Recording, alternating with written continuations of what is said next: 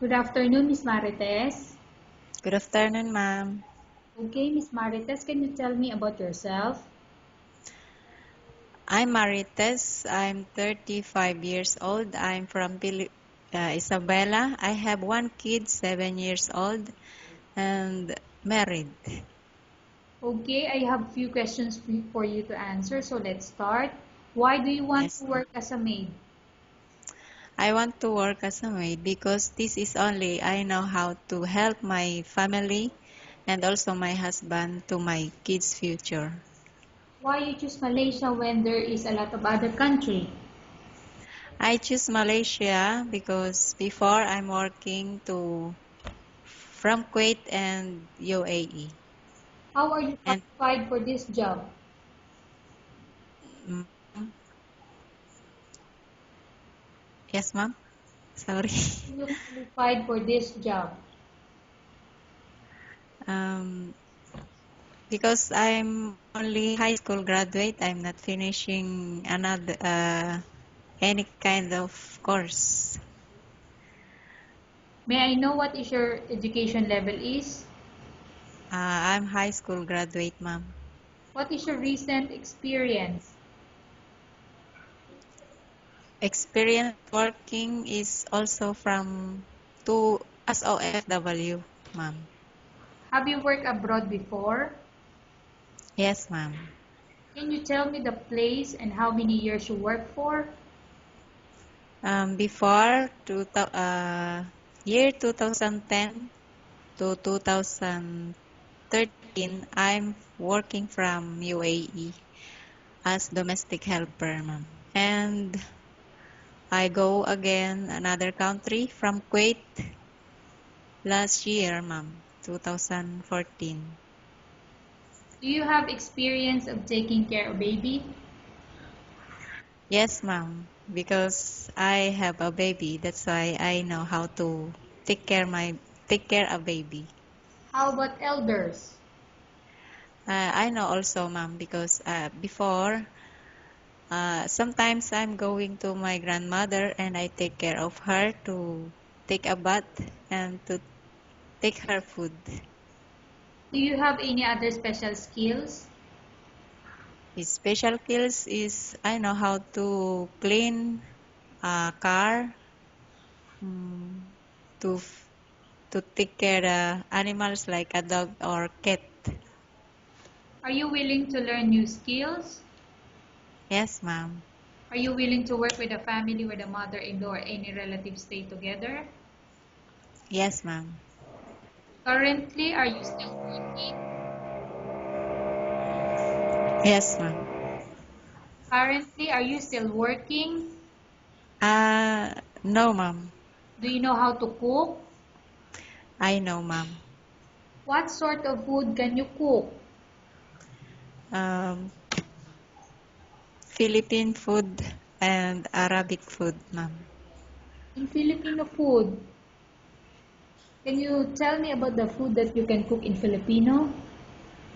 Yes, ma'am. I know how to cook adobo meat of chicken, sinigang na fish, vegetable like um, pinakbet or this is called chop suey. What about Arab food? Arab food, I know how to cook what this called Miss Busa or uh, I forget they will call this, Are but I know, you ma'am. sure that you will have to do washing, cleaning, ironing, and cooking? Yes, ma'am. From all the house chores, which do you like most? Um, to cleaning home, wash and ironing clothes. If ever you were selected to work in Malaysia, who will take care of your kid? My husband, ma'am. You're not allowed to use handphone during working hours. Yes, ma'am. You are only allowed to use handphone after you finish all the works and when going to bed. Yes, ma'am. You are strictly needed to surrender the handphone to your employer in the morning, and your employer will return back to you once you're going to bed. Okay, ma'am. If ever your employer finds out that you're abusing your handphone and it's affected your work performance, your employer will confiscate your handphone and you're not allowed to hold it anymore. Yes, ma'am. Family 3 times in a month. You're only allowed to bring normal phone and you're not allowed to bring smartphone. Are you agreed for the terms and conditions? Yes, ma'am. Are you agreed to the rules and regulations for the handphone? Yes, ma'am. How many years is the contract as you agreed and understand? 2 years contract, ma'am. Can you describe for me your ethics or your attitude? Um, I'm shying person. I'm kind and I'm friendly, ma'am. How can you assure to us that you will work hard in Malaysia? Bec I can assure to work because before I have experience to work abroad, ma'am.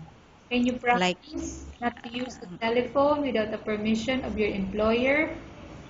yes, ma'am. Can you promise not to put on makeup but to dress properly while work? Yes, ma'am. Can you promise not to invite friends and relatives without the consent of your employer? Yes, ma'am. Can you promise not to ask for advance salary from your employer under any circumstances? Yes, ma'am. Do you really understand of the rules and regulation of the agency? Yes, ma'am. Do you pay any placement fee for you to come to Malaysia to work as a maid? No, ma'am. Do you have any history of sickness, example breast cancer or any other illness? No, ma'am. Do you suffer from any skin diseases, allergy, or physical defects? No, ma'am. Have you suffered from any serious illness? No, ma'am. Have you undergone any operation? I have before when I born my baby, I'm cesarean, ma'am. Are you medically fit? Yes, ma'am. Are you in any medication? No, ma'am. Are you allergic with any food? No, ma'am. Are you prepared to work for the employer of any race? Yes, ma'am. Are you prepared to eat the type of food taken by your employer? Yes, ma'am. Are you afraid of being left alone in the house? No, ma'am. Are you afraid of dogs or other pets? No, ma'am. Can you promise to work according to instruction from your employer? Yes, ma'am. Do you have any immediate family working in Malaysia? No, ma'am. Okay, Miss Marites, we have finished our question set.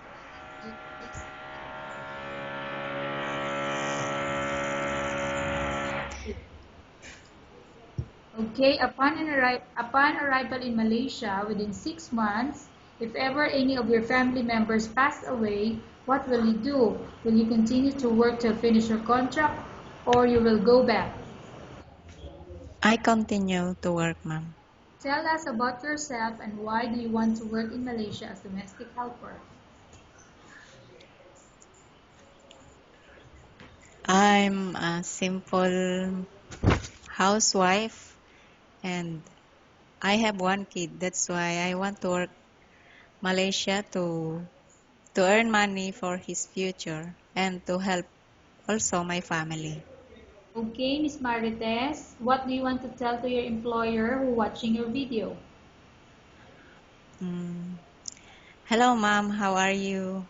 I hope you like me as your housemaid, and I promise that I'll be kind for you, and I do all you want as your maid. Okay, thank you very much, Ms. Marites. We will update to your agency if there's any selection made by the employer. Thank you, ma'am.